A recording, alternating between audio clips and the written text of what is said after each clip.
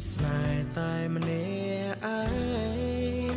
កើតតុងក៏តែម្នាក់ឯងប្រច័នម្នាក់ឯងប្រឹងប្រែងហួងហែងក៏គ្មានលទ្ធផលព្យាយាមហាមបេះដូងតែបញ្ជាមិនបានចិត្តរំខានហាមមិនឈ្នះនៅមីនារឹងរស់ចង់ទៀមទានៅ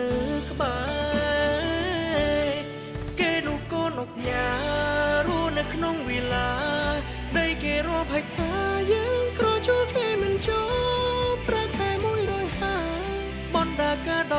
100000ទឹកលុយយើងវាស្ដាងប្រៀបមិនបានស្គិនឃ្លាគេផង